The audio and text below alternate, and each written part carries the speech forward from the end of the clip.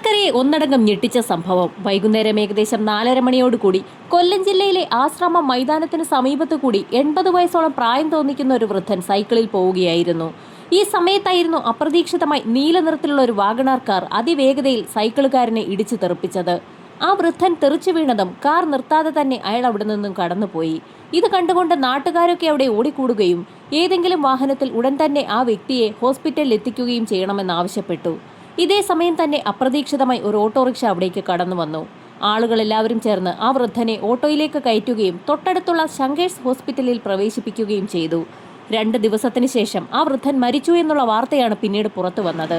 BSNL-ൽ നിന്നും വിരമിച്ച assistant general മാനേജറായ Pappachan എന്ന വ്യക്തിയാണ് മരിച്ചിരിക്കുന്നത്. അദ്ദേഹം താമസിക്കുന്നത് കൈരളി ലൈനിലുള്ള ഒരു നില വീട്ടിലാണ്. മരണാനന്തര ചടങ്ങുകൾ പൂർത്തിയാക്കി ഏതാനും ദിവസങ്ങൾ കഴിഞ്ഞപ്പോൾ പാപ്പച്ചനുമായി ബന്ധപ്പെട്ടിട്ടുള്ള ബാങ്കിംഗ് ആക്ടിവിറ്റീസും മറ്റ് ട്രഷറി സംബന്ധിച്ചുള്ള കാര്യങ്ങളും പൂർത്തിയാക്കുന്നതിനായി മക്കൾ കൊല്ലത്തെത്തി. പഞ്ചാബ് നാഷണൽ ബാങ്കിലും സൗത്ത് ഇന്ത്യൻ ബാങ്കിലുമായിട്ടാണ് പാപ്പച്ചൻ അക്കൗണ്ട് ഉള്ളത്. അക്കൗണ്ട് ക്ലോസ് ചെയ്യുന്നതിനുള്ള നടപടികൾ പൂർത്തിയാക്കിയ മക്കൾ തിരികെ മടങ്ങിപ്പോവുകയും ചെയ്തു. ഏതാനും ദിവസങ്ങൾക്കകം തന്നെ അവർക്ക് ലഭിച്ച ഇൻഫർമേഷന്റെ അടിസ്ഥാനത്തിൽ ആ മക്കൾ തിരികെ കൊല്ലത്തേക്ക് എത്തി. കൊല്ലത്തെ മിനി മുത്തൂറ്റ് ബാങ്കിന്റെ ശാഖയിലേക്കാണ് ഒരു നോട്ടീസ് കിട്ടിയതിന്റെ ഭാഗമായി ആ മക്കൾ എത്തിയത്. അവരുടെ അച്ഛൻ ഒരു ലോൺ എടുത്തിട്ടുണ്ട് എന്നുള്ളതായിരുന്നു ആ നോട്ടീസിൽ പറഞ്ഞിട്ടുള്ളത്. മിനി മുത്തൂറ്റിൽ ലോൺ എടുക്കുന്ന സമയത്ത് ഒരു ഇൻഷുറൻസ് ഫോം കൂടി ഒപ്പിട്ട് കൊടുക്കേണ്ടതുണ്ട്. ഏതെങ്കിലും കാരണവശാൽ ലോൺ എടുക്കുന്ന വ്യക്തി മരിക്കുന്ന സാഹചര്യം ഉണ്ടായാൽ ഇൻഷുറൻസ് അനുവദിക്കുന്നതുമായി ബന്ധപ്പെട്ടുള്ള ഒരു ഫോമിലാണ് യഥാർത്ഥത്തിൽ പാപ്പച്ചൻ ഒപ്പിട്ട് കൊടുത്തത്. അങ്ങനെ ഒരു സ്കീം അവിടെ ഉണ്ടോ എന്നറിയുന്നതിനായാണ് മക്കൾ എത്തിയത്. അവർ കാര്യം പറഞ്ഞതിനെ തുടർന്ന് പാപ്പച്ചനുമായി ബന്ധപ്പെട്ട് ബാങ്കിലുള്ള രേഖകളൊക്കെ മാനേജറും മറ്റാളുകളുമൊക്കെ മക്കൾക്ക് മുൻപാകെ സമർപ്പിച്ചു.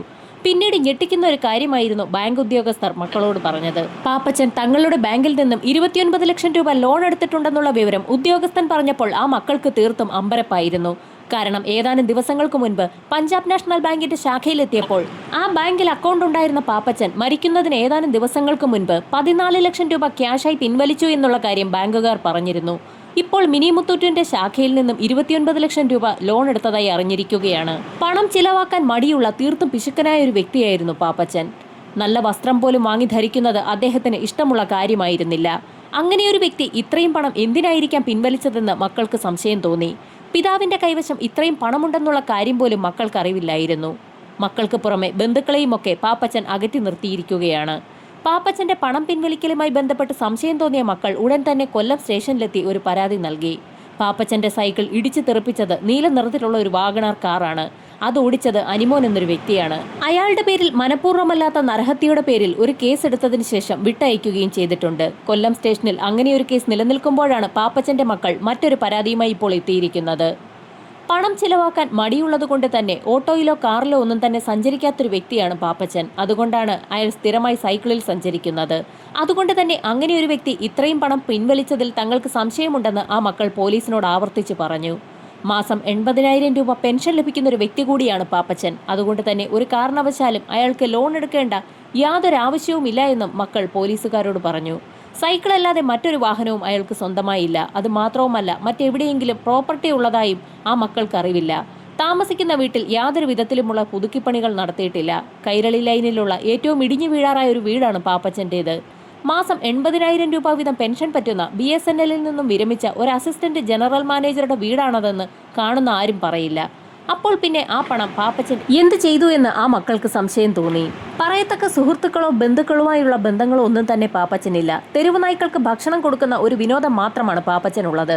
നായ്ക്കൾക്ക് ഭക്ഷണം കൊടുക്കുന്നതിനായി നിരവധി പാത്രങ്ങളും അയാൾ വാങ്ങിവെച്ചിട്ടുണ്ട്. അതുകൊണ്ട് തന്നെ പാപ്പച്ചന്റെ വീടിരിക്കുന്ന ഭാഗത്ത് ഒരു തരത്തിലുമുള്ള ശല്യവും ഉണ്ടാകാതെ നോക്കാൻ ആ നായ്ക്കൾക്കറിയാമായിരുന്നു. പാപ്പച്ചന്റെ ദുരൂഹമായ സ്വഭാവത്തെക്കുറിച്ച് മക്കൾ പോലീസിനോട് പറഞ്ഞപ്പോൾ അവർക്കും ചില സംശയങ്ങൾ തോന്നി. എങ്കിൽ പോലും വാഹനമിടിച്ചാണ് പാപ്പച്ചൻ മരിച്ചിരിക്കുന്നതെന്നും വാഹനം ഇപ്പോഴും തങ്ങളുടെ കസ്റ്റഡിയിലുണ്ടെന്നും പ്രതി ജാമ്യത്തിലാണെന്നും പോലീസുകാർ ആ മക്കളോട് പറഞ്ഞു. കൊല്ലം ടൗൺ സ്റ്റേഷനിൽ നിന്നും വലിയ അന്വേഷണമൊന്നും ഉണ്ടാവുകയില്ല എന്ന് മനസ്സിലാക്കിയ മക്കൾ നേരത്തെ SP ഓഫീസിലെത്തുകയും ഒരു പരാതി വിശദമായി തന്നെ തയ്യാറാക്കി നൽകുകയും ചെയ്തു. മാസം 80,000 രൂപ പെൻഷൻ ലഭിക്കുന്ന ഇത്രയും വലിയൊരു ഉദ്യോഗസ്ഥൻ വലിയൊരു തുക ലോൺ എടുത്തതിലും 14 ലക്ഷം രൂപ ഒറ്റയടിക്ക് പിൻവലിച്ചതിലുമൊക്കെ SP-ക്ക് സംശയം തോന്നി. SP-യുടെ നിർദ്ദേശപ്രകാരം ഉടൻ തന്നെ ഒരു SIT ടീമിനെ കോൺസ്റ്റിറ്റ്യൂട്ട് ചെയ്യുകയും അന്വേഷണം വിപുലമാക്കുകയും ചെയ്തു. അന്വേഷണത്തിന്റെ ഭാഗമായി ഒരു സംഘം പോലീസ് ഉദ്യോഗസ്ഥർ പഞ്ചാബ് നാഷണൽ ബാങ്കിന്റെ ശാഖയിലെത്തി. മരിക്കുന്നതിന് ഏതാനും ദിവസങ്ങൾക്ക് മുൻപ് 14 ലക്ഷം രൂപ പാപ്പച്ചൻ തന്റെ അക്കൗണ്ടിൽ നിന്നും പിൻവലിച്ചിട്ടുണ്ടെന്ന് ബാങ്കുകാരും സമ്മതിച്ചു. ഇത്രയും വലിയൊരു തുക ഒറ്റയടിക്ക് പിൻവലിക്കാൻ ബാങ്ക് എങ്ങനെയാണ് സമ്മതിച്ചതെന്ന് പോലീസിന് സംശയം തോന്നി. റിലേഷൻഷിപ്പുമായി ബന്ധപ്പെട്ടാണ് അത്തരമൊരു സൗകര്യം ബാങ്ക് നൽകിയതെന്നായിരുന്നു അവരുടെ മറുപടി. കാരണം പാപ്പച്ചന്റെ പെൻഷൻ തുക ആ ബാങ്കിലേക്കാണ് വരുന്നത്. അയാൾക്ക് ബാങ്കിൽ വലിയൊരു ഡെപ്പോസിറ്റ് തന്നെയുണ്ട്. ബാങ്കിന്റെ സ്ഥിരം കസ്റ്റമർ ആയതുകൊണ്ടാണ് യാതൊരു മടിയും കൂടാതെ അത്രയും വലിയൊരു തുക പിൻവലിക്കാൻ ബാങ്കും തയ്യാറായത്. അത് മാത്രവുമല്ല, 45 ലക്ഷം രൂപ പഞ്ചാബ് നാഷണൽ ബാങ്കിൽ പാപ്പച്ചൻ നിക്ഷേപിച്ചിട്ടുണ്ടായിരുന്നു എന്നും, എന്നാൽ ഇപ്പോൾ ആകെ 1 ലക്ഷം രൂപയിൽ താഴെ മാത്രമേ അവിടെ ഡെപ്പോസിറ്റ് ഉള്ളൂ എന്നുകൂടി കേട്ടപ്പോൾ പോലീസുകാർക്ക് ആകെ അമ്പരപ്പായിരുന്നു. മരിക്കുന്നതിന് ഏതാനും നാളുകൾക്ക് മുൻപ് ഒറ്റ ചെക്കിലൂടെ പാപ്പച്ചൻ 30 ലക്ഷം രൂപ അക്കൗണ്ടിൽ നിന്നും പിൻവലിച്ചിരുന്നു. മരിക്കുന്നതിന് 2 ദിവസം മുൻപായിരുന്നു ബാക്കിയുള്ള 14 ലക്ഷം രൂപ കൂടി പിൻവലിച്ചത്. ശേഷിക്കുന്ന 1 ലക്ഷം രൂപയിൽ താഴെയുള്ള ബാലൻസ് മാത്രമാണ് ഇപ്പോഴുള്ളതെന്നുകൂടി കേട്ടപ്പോൾ പോലീസിന് ആകെ സംശയമായി. ഈ സമയത്തായിരുന്നു ബാങ്ക് ഉദ്യോഗസ്ഥർ മറ്റൊരു കാര്യം കൂടി പോലീസിനോട് പറയുന്നത്. നേരത്തെ 30 ലക്ഷം രൂപ പിൻവലിച്ചത് ക്യാഷ് ചെക്കിലൂടെ അല്ലെന്നും തേവള്ളിയിലുള്ള മിനി മുത്തൂറ്റ് ബാങ്കിന്റെ ശാഖയുടെ ചെക്കായിരുന്നു അതെന്നും അവർ വ്യക്തമാക്കി. മിനി മുത്തൂറ്റ് ബാങ്കിലേക്ക് പാപ്പച്ചൻ ആ ചെക്ക് കൊടുത്തിരിക്കുകയാണ്. പോലീസ് സംഘം ഉടൻ തന്നെ അന്വേഷണവുമായി മിനി മുത്തൂറ്റ് ബാങ്കിന്റെ ശാഖയിലെത്തി. ബാങ്ക് ശാഖയിലുള്ള പാപ്പച്ചന്റെ ട്രാൻസാക്ഷനുമായി ബന്ധപ്പെട്ടിട്ടുള്ള റെക്കോർഡുകളൊക്കെ വിശദമായി തന്നെ പോലീസ് പരിശോധിച്ചു. തീർത്തും അമ്പരപ്പിക്കുന്ന ചില കാര്യങ്ങളായിരുന്നു ആ റെക്കോർഡുകൾ പരിശോധിച്ചപ്പോൾ പോലീസിന് പിടികിട്ടിയത്. 5ഉം 10ഉം 15 ലക്ഷം വീതം പാപ്പച്ചൻ പലപ്പോഴായി മിനി മുത്തൂറ്റ് ബാങ്കിന്റെ ശാഖയിൽ നിന്നും ലോൺ എടുത്തിരിക്കുകയാണ്. ലോൺ എടുത്തതിന്റെ തൊട്ടടുത്ത ദിവസം തന്നെ അയാൾ ആ തുക തിരിച്ചടയ്ക്കുകയും ചെയ്യും. വെറും ഒരു ദിവസത്തേക്ക് പാപ്പച്ചൻ എന്തിനാണ് ലോൺ എടുക്കുന്നതെന്ന് പോലീസിന് സംശയം തോന്നി. സ്പെഷ്യൽ ഇൻവെസ്റ്റിഗേഷൻ ടീം അതുവരെ കളക്ട് ചെയ്ത എല്ലാ വിവരങ്ങളും SP അറിയിക്കുകയും ചെയ്തു. തങ്ങൾ വിചാരിച്ചതുപോലെ ഇതൊരു സാധാരണ കേസല്ല എന്നും ഇതിനു പിന്നിൽ നിരവധി ആളുകളുണ്ടെന്നും ഉന്നത ഉദ്യോഗസ്ഥരടങ്ങുന്ന സംഘത്തിന് വ്യക്തമായി. പാപ്പച്ചന്റെ മരണത്തിൽ എന്തോ ചില ദുരൂഹതകളുണ്ടെന്ന് മനസ്സിലാക്കിയ പോലീസ് സംഘം നേരത്തെ അയാളെ കാറിടിച്ച് വീഴ്ത്തിയ വാഗണാറിന്റെ ഉടമ അനുമോനെക്കുറിച്ച് വിശദമായി ഒന്ന് അന്വേഷിക്കാൻ തന്നെ തീരുമാനിച്ചു. അനുമോനെക്കുറിച്ച് വിശദമായി അന്വേഷിച്ചപ്പോഴായിരുന്നു അയാൾ ഒരു സീസൺഡ് ക്രിമിനലാണെന്നും ഒരുപാട് ക്രിമിനൽ ആക്ടിവിറ്റീസുമായി ബന്ധപ്പെട്ടിട്ടുണ്ടെന്നും പോലീസിന് വ്യക്തമാകുന്നത്. അങ്ങനെയെങ്കിൽ അയാൾ പാപ്പച്ചനെ കാറിടിച്ചതുമായി ബന്ധപ്പെട്ട് എന്തെങ്കിലും ദുരൂഹതകൾ ഉണ്ടോ എന്ന് മനസ്സിലാക്കുന്നതിനായി പാപ്പച്ചന്റെ ആക്സിഡന്റ് നടന്ന ദിവസം ആശ്രമം മൈതാനത്തിന് സമീപമുള്ള ഏതെങ്കിലും വീടുകളിലോ കടകളിലോ CCTV വിഷ്വൽസ് ഉണ്ടെങ്കിൽ അവയൊക്കെ പരിശോധിക്കാൻ പോലീസ് തീരുമാനിച്ചു. അങ്ങനെ പരിശോധിക്കുന്നതിനിടയിലായിരുന്നു സംഭവം നടന്നതിന് ഏകദേശം 100 മീറ്റർ പുറകോട്ട് മാറി ഒരു വീട്ടിൽ CCTV ഉണ്ടെന്നുള്ള കാര്യം പോലീസിന് വ്യക്തമാകുന്നത്. ആ വീട്ടിൽ നിന്നും സംഭവം നടന്ന ദിവസത്തെ CCTV വിഷ്വൽസ് ഒക്കെ പോലീസ് കളക്ട് ചെയ്തു. CCTV വിഷ്വൽസിൽ സംഭവം നടക്കുന്ന സമയത്ത് ആശ്രമം മൈതാനത്തിന് സമീപത്തു കൂടി 100 km/h വേഗതയിൽ ആ കാർ കടന്നു പോകുന്നതും പോലീസിന്റെ ശ്രദ്ധയിൽപ്പെട്ടു. കാൽനട യാത്രക്കാർ വാഹനങ്ങളും ഒക്കെയുള്ള തിരക്കുള്ള ആ റോഡിലൂടെ അത്രയും സ്പീഡിൽ വാഹനമോടിച്ച് ആ വ്യക്തി പോകുന്നതിൽ തന്നെ പോലീസിന് ചില അസ്വാഭാവികതകൾ തോന്നി. അങ്ങനെ തോന്നിയ പോലീസ് സംഘം ഉടൻ തന്നെ അനുമോനെ കസ്റ്റഡിയിലെടുത്ത് ചോദ്യം ചെയ്യൽ ആരംഭിച്ചു. ചോദ്യം ചെയ്തെങ്കിലും അയാൾ പ്രത്യേകിച്ചൊന്നും തന്നെ വിട്ടു പറഞ്ഞില്ല. അനുമോനൊന്നും തുറന്നു പറയില്ല എന്ന് മനസ്സിലാക്കിയ പോലീസ് സംഘം അയാളുടെ ട്രാക്ക് റെക്കോർഡുകളൊക്കെ ഒന്ന് പരിശോധിച്ചു. കൊല്ലം ജില്ലയിൽ വിവിധ സ്ഥലങ്ങളിൽ പല കേസുകളിലും പ്രതിയാണ് അനുമോൻ. അനുമോനുമായി ബന്ധപ്പെട്ടുള്ള കേസ് ഫയലുകൾ പരിശോധിക്കുന്നതിനിടയിലായിരുന്നു അയാൾ നടത്തിയിട്ടുള്ള ഓരോ കുറ്റകൃത്യങ്ങളും അതുമായി ബന്ധപ്പെട്ടുള്ള വിചാരണയും FIRൽ രേഖപ്പെടുത്തിയിട്ടുള്ള കാര്യങ്ങളുമൊക്കെ പോലീസിന്റെ ശ്രദ്ധയിൽപ്പെടുന്നത്. കേസുകളുമായി ബന്ധപ്പെട്ടുള്ള കോടതി വിചാരണയും വിധികളുമൊക്കെ പരിശോധിക്കുന്നതിനിടയിലായിരുന്നു അനുമോനു വേണ്ടി സ്ഥിരമായി വാദിക്കാറുണ്ടായിരുന്ന വക്കീലിന്റെ പേര് പോലീസിന്റെ ശ്രദ്ധയിൽപ്പെടുന്നത്. തിരുവനന്തപുരത്തുകാരിയായിരുന്ന അഡ്വക്കേറ്റ് സരിത എന്നൊരു വ്യക്തിയാണ് അനുമോനു വേണ്ടി വാദിക്കുന്നത്. സ്ഥിരമായി അതേ അഡ്വക്കേറ്റ് തന്നെ അനുമോനു വേണ്ടി വാദിക്കുന്നത് കണ്ടപ്പോൾ പോലീസ് സംഘത്തിന് ഒരു സംശയം തോന്നി. ഈ സമയത്തായിരുന്നു കൂട്ടത്തിലുണ്ടായിരുന്ന ഒരു പോലീസുകാരൻ SP-യോട് മറ്റൊരു കാര്യം പറയുന്നത്. തേവള്ളിയിലെ മിനി മുത്തൂറ്റ് ബാങ്കിന്റെ ശാഖയുടെ മാനേജരും സരിത എന്നൊരു വ്യക്തിയാണെന്നും അവർ നേരത്തെ അഡ്വക്കേറ്റ് ആയിരുന്നു എന്നും ഒരുപക്ഷെ അവർ തന്നെ ആയിരിക്കുമോ ഈ അഡ്വക്കേറ്റ് എന്നും തനിക്ക് സംശയമുണ്ടെന്നായിരുന്നു ആ പോലീസുകാരൻ SP-യോട് പറഞ്ഞത്. സംശയം തോന്നിയ പോലീസ് സംഘം ഉടൻ തന്നെ മിനി മുത്തൂറ്റ് ബാങ്കിന്റെ ശാഖയിലെത്തി. ആ സമയത്ത് ബാങ്കിൽ സരിതയും ബാങ്കിലെ തന്നെ മറ്റൊരു സ്റ്റാഫ് അനൂപ് എന്നൊരു വ്യക്തിയും ഉണ്ടായിരുന്നു. പോലീസ് സംഘം വിശദമായി തന്നെ സരിതയെ ചോദ്യം ചെയ്തു. താൻ നേരത്തെ അഡ്വക്കേറ്റ് ആയിരുന്നു എന്നും 10 വർഷമായി കൊല്ലം ബാറിൽ പ്രാക്ടീസ് ചെയ്തിരുന്നു എന്നും എന്നാൽ മിനി മുത്തൂറ്റ് ബാങ്കിൽ ഒരു ജോലി കിട്ടിയ സാഹചര്യത്തിൽ താൻ ഇങ്ങോട്ടേക്ക് മാറിയതാണെന്നുമൊക്കെ സരിത പോലീസിനോട് മറുപടിയും പറഞ്ഞു. വക്കീലായി ജോലി ചെയ്തിരുന്ന സമയത്ത് സ്ഥിരമായി അനുമോൻ എന്നൊരു പ്രതിക്ക് വേണ്ടി സരിത സ്ഥിരമായി വാദിക്കാറുണ്ടായിരുന്നു അല്ലേ എന്ന് പൊടുന്നനെയായിരുന്നു തീർത്തും അപ്രതീക്ഷിതമായി SP സരിതയോട് ചോദിച്ചത്. അനുമോൻ എന്ന പേര് പെട്ടെന്ന് കേട്ടപ്പോൾ സരിതയൊന്ന് ഞെട്ടിയെങ്കിലും ആ ഞെട്ടൽ തന്റെ മുഖത്ത് കാണിക്കാതെ തന്നെ സരിത പോലീസിന്റെ ചോദ്യങ്ങൾക്കുള്ള മറുപടിയും പറഞ്ഞു. അഡ്വക്കേറ്റ് ആയിരുന്ന സമയത്ത് അങ്ങനെ പലർക്കും വേണ്ടി താൻ വാദിച്ചിട്ടുണ്ടായിരുന്നു എന്നും എന്നാൽ ഇപ്പോൾ അവരാരുമായി തനിക്ക് ബന്ധമില്ല എന്നും അവർ പോലീസിനോട് പറഞ്ഞു.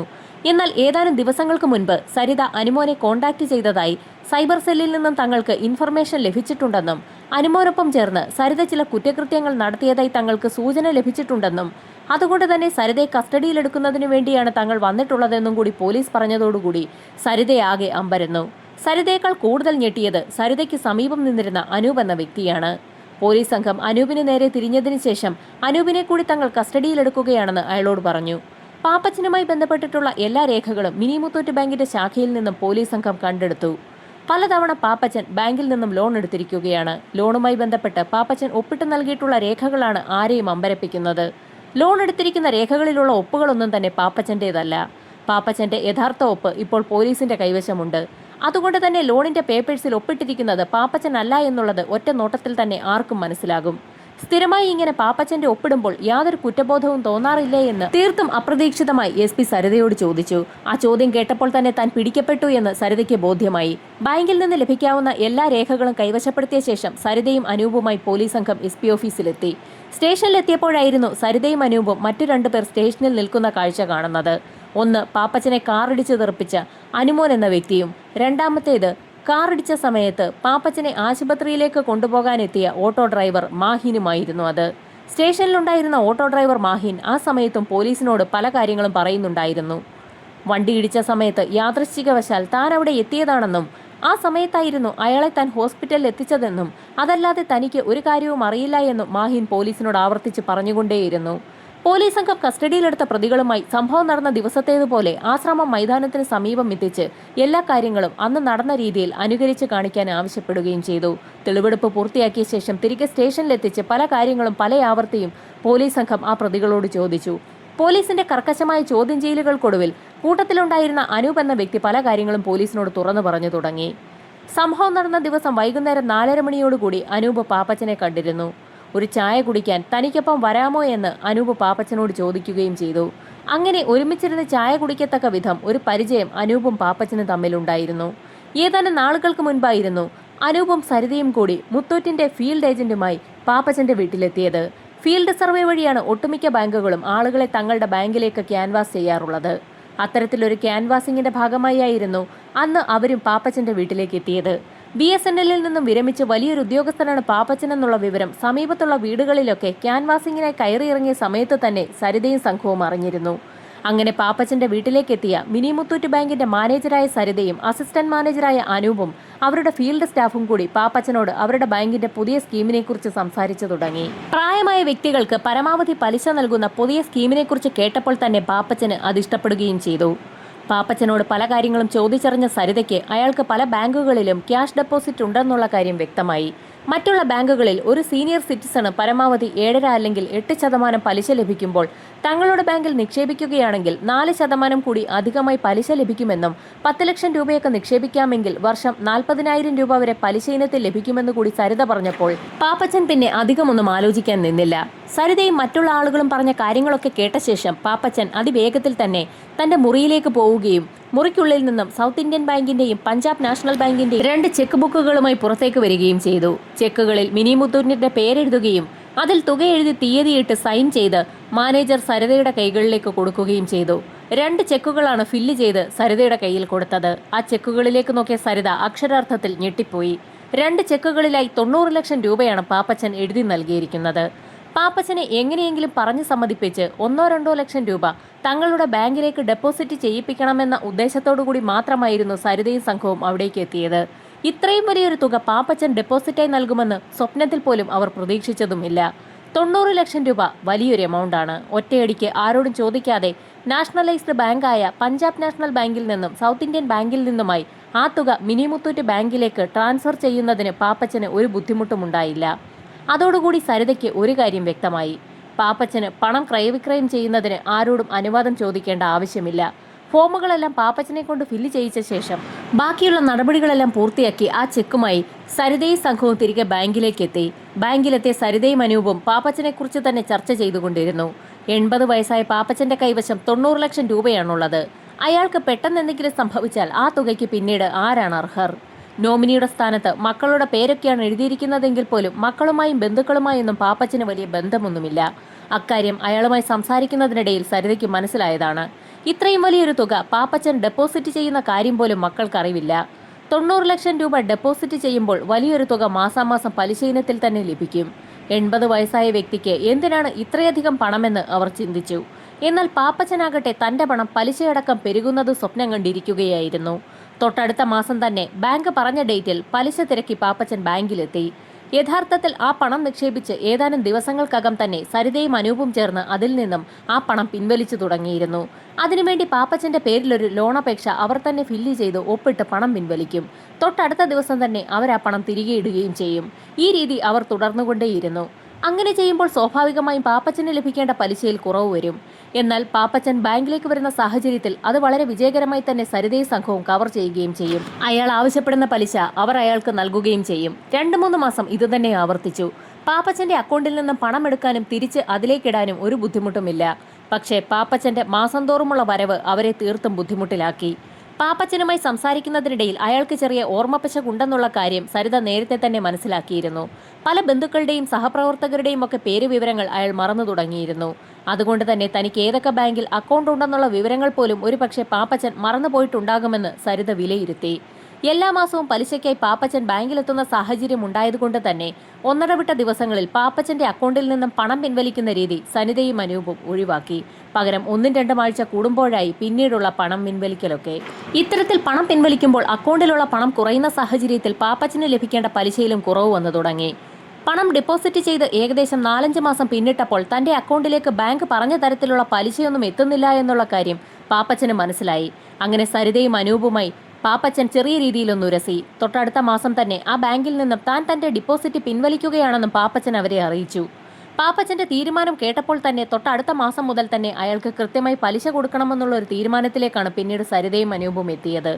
എന്നാൽ അധികനാൾ ഈ കള്ളക്കളി മുൻപോട്ട് പോകില്ല എന്നറിയാവുന്നത് കൊണ്ട് തന്നെ പാപ്പച്ചനെ അധികനാളിനി വെച്ചുകൊണ്ടിരിക്കുന്നത് ബുദ്ധിയല്ല എന്നും അവർക്ക് തോന്നി.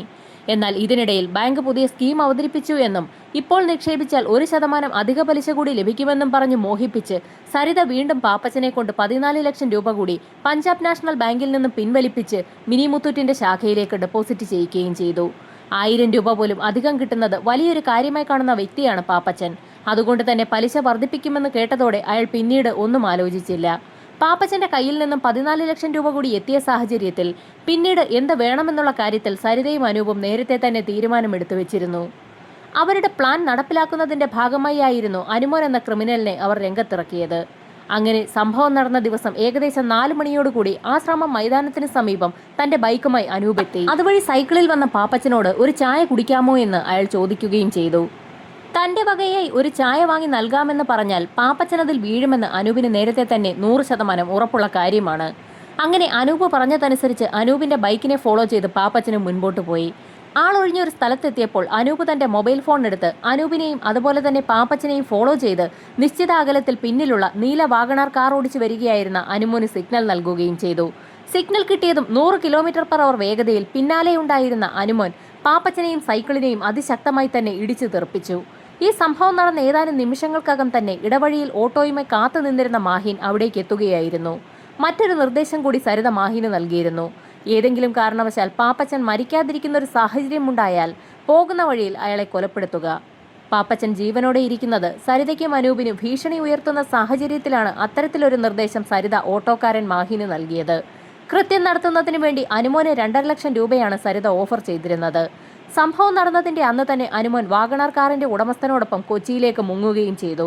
2 ദിവസത്തിന് ശേഷമാണ് അവർ പിന്നീട് മടങ്ങി വന്നത്. അതിനോടകം തന്നെ പാപ്പച്ചൻ മരണപ്പെട്ട വാർത്ത ഓട്ടോക്കാരൻ മാഹിൻ അവർക്ക് റിപ്പോർട്ട് ചെയ്യുകയും ചെയ്തു. പാപ്പച്ചന്റെ മരണാനന്തര ചടങ്ങുകൾ പൂർത്തിയായി എന്നറിഞ്ഞതിന് ശേഷമായിരുന്നു കൊച്ചിയിൽ നിന്നും അനുമോനും അയാളുടെ കൂട്ടാളിയും തിരികെ എത്തിയത്. തിരികെ എത്തിയ അവർ നേരെ സരിതയുടെ അടുത്തേക്കാണ് പോയത്. തനിക്ക് 2.5 ലക്ഷം രൂപ പോരാ എന്നും 25 ലക്ഷം രൂപ വേണമെന്നും അയാൾ സരിതയോട് ആവശ്യപ്പെട്ടു. വിലപേശലിനൊടുവിൽ നിവൃത്തിയില്ലാതെ സരിത 19 ലക്ഷം രൂപ അനുമോന് നൽകുകയും ചെയ്തു. അനൂപും അനുമോനും എല്ലാ കാര്യങ്ങളും പോലീസിന് മുൻപാകെ തുറന്നു സമ്മതിച്ചതോടുകൂടി മറ്റ് നിവൃത്തിയില്ലാതെ സരിതയും താൻ ചെയ്ത കുറ്റങ്ങളെല്ലാം ഏറ്റുപറഞ്ഞു. തീർത്തും ഒരു ആക്സിഡന്റായി എഴുതി തള്ളേണ്ടിയിരുന്ന ഒരു കേസാണ് പോലീസിന്റെ അതിസമർത്ഥമായ അന്വേഷണത്തിനൊടുവിൽ ഒരു കൊലപാതകമാണെന്ന് തെളിഞ്ഞിരിക്കുന്നത്. ഇനിയും ഈ കേസുമായി ബന്ധപ്പെട്ട് നിരവധി അന്വേഷണങ്ങൾ പൂർത്തിയാക്കാനുണ്ടെന്ന് SP മാധ്യമങ്ങളോട് വ്യക്തമാക്കി. പാപ്പച്ചന് എവിടെയൊക്കെ പണമിടപാടുകൾ ഉണ്ടെന്നും സ്വത്തുവകകൾ ഉണ്ടെന്നും ഡെപ്പോസിറ്റുകൾ ഉണ്ടെന്നുമൊക്കെ സമഗ്രമായ ഒരു അന്വേഷണത്തിലൂടെ മാത്രമേ കണ്ടെത്താനാകൂ. അതിനുള്ള അന്വേഷണമാണ് പോലീസിന്റെ ഭാഗത്തു നിന്നും ആരംഭിച്ചിരിക്കുന്നത്. കൃത്യം നടത്തിയവർക്കുള്ള ശിക്ഷാവിധി എന്താണെന്നുള്ളത് വൈകാതെ തന്നെ അറിയാൻ കഴിയും.